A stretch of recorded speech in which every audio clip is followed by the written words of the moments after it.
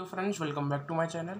So in the previous lecture we have studied about the king's introduction, in which I have told you the king name was Louis XVI, who married an Austrian girl, and under his regime he helped 13 American colonies to get free, and due to which this led to a financial instability when he headed the throne, and also he was having a loan of 2 billion livres on him. Now the structure of the society means the outline. What was the outline of the society? So the society was divided into three parts: the first estate, the second estate, and the third estate. The first estate were called the clergy, the second estate were called the nobles, and the third estate were divided in two parts. The first part were the educated person, who were called the lawyers, the bureaucrats, and other persons, and the other part included the peasant, the artisans, the women, and all those who were non-educated. So today's aim is to discuss about the population and its work, the struggle to survive, and the growth of middle class and the end of privileges. So the population and its work. So in 1715 the population was 23 million.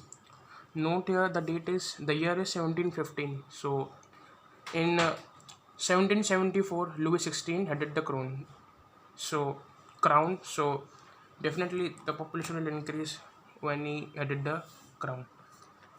The second thing is the 90% of the population were peasants with no land under them, and 60% of the land was owned by the clergy and the nobles. Means the 40% of the land was under the king regime, and 60% was owned by the clergy and the nobles. One point here to note is that since they were the peasants mean farmer, means those who have their own land, those who cultivate land, those who provide us food.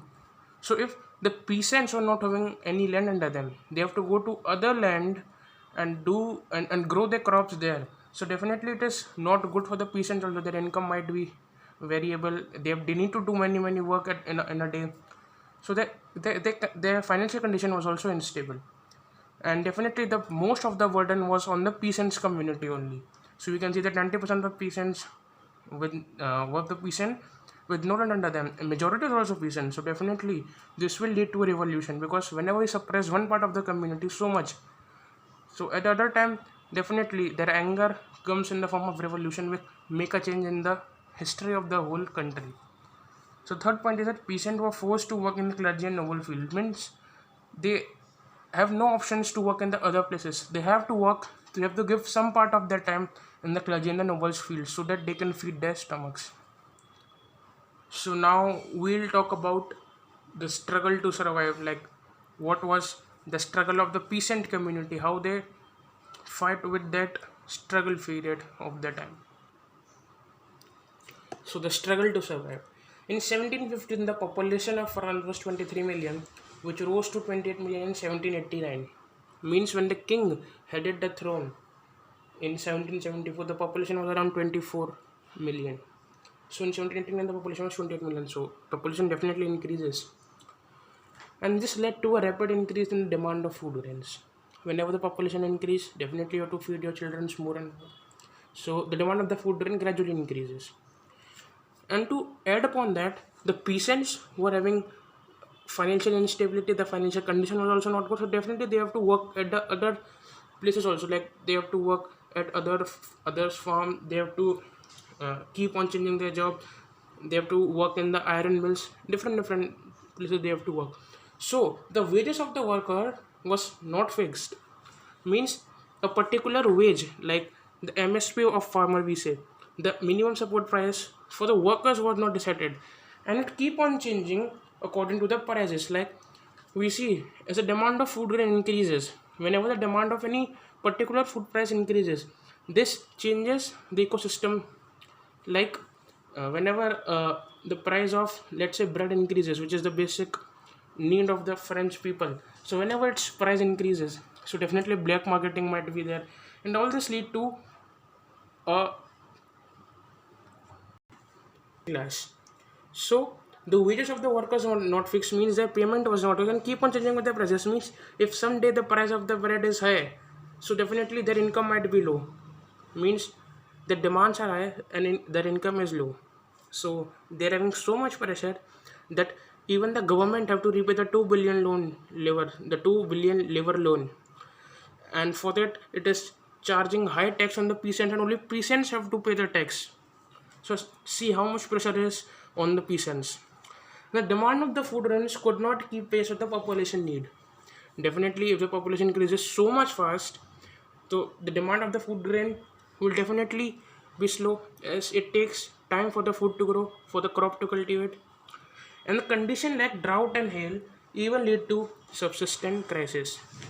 Subsistence crisis is an adverse situation in which the basic livelihood get endangered. Means if I tell in Hindi, means वो condition जब पे आपकी basic necessities ख़त्म हो जाती हैं, जब आपकी basic need है वो खतरे में आ जाती हैं. That is called subsistence crisis. Talk about the growth of middle class and the end of privileges. So the growth of the middle class. In 18th century, a social group called middle class emerged, and I will tell you how they emerged. In 18th century, a social group called middle class emerged. They earn by expanding overseas trade and from the manufacture of goods like woolen and silk textile. Means for growth, earlier as I have told you, at the time of their survival, the price of the bread increases very much high. So these people took a nice step. They started doing overseas trade and they started manufacturing goods made from wool or silk textile and sold them to the foreign traders. And all this led to their middle class upliftment. And let us see how they uplifted. Now, how they emerged means how they uplifted themselves. So the peasants and the workers lacked the means and programs to bring a change in the social and economic order. Means the peasant and the workers who were suppressed by the high price of bread, who were suppressed to pay their taxes. So the peasant and the workers, they lacked the means and programs. Means whatever ideas, whatever fund they needed for a protest kind of thing, we can say, to show their anger. So whatever the goods and the ideas, the fund they needed for a change to show their anger to the government have caused, they were, as I've said, they were not economic and socially fit. So now the third state member, the other member of the third state were the educated one. The peasant and the workers were the uneducated ones, so definitely they lacked the means and programs. Means they lacked their fund, they lacked their economic activity, economic instability. So the educated person of the third state, those who were the lawyers, the bureaucrats, and the traders, what they did, they provided programs to the third state people. Means they third state people saw them as a means of the program. So they believed, the third state, the peasants believed that they will help them because they too belong to the third state and they too have to pay the taxes. So this means and program was given to educated member of the third state, which see this as an opportunity for their growth. Means instead of helping them, the third state trader, they see that as an opportunity to grow, and due to which instead of helping the peasants for the fight against the rising prices, they saw this as an opportunity to grow themselves, and definitely they succeeded in them and became the uplifters of the third state, the middle class. So now how demanded to end the privileges. So our last topic is end of privileges. So in this, the third estate, those who came in power, the middle class, the traders of the third state. So third estate demanded to end the privileges given to clergy and the nobles. Privileges like they do not have to give the taxes, the peasants have to go to churches and give the tax to the church. So all these privileges were given to clergy and the nobles. So the third estate, the middle class of the third estate demanded to end the privileges. Now, role of philosopher also played an important role in bringing a revolution. So they were supported by the ideas of philosophers. Philosophers mean those who, in simple terms, if I explain that, those who write things which inspire others, yeah, or those who write books, simply we can say, they were supported by the ideas of the philosophers like John Locke and Jean-Jacques Rousseau, who wrote To two treatises of government, and this is very important: John Locke and Jean-Jacques Rousseau. So, what did they write? The two treatises of government, in which they refused the monarchy and demanded the power to not to rest in one hand of in the hand of one person. Means monarchy is the king. See, there's a difference between monarchy and dictatorship. Dictatorship is the rule of army, and monarchy is the rule of king. So he demanded to abolish monarchy and demanded not that the power should not rest in the hand of one person. An other philosopher wrote The Spirit of Law, in which he demanded the federal form of government. Means the government in which there are legislative, executive, and the judiciary. So here we end our lecture. So thank you for watching.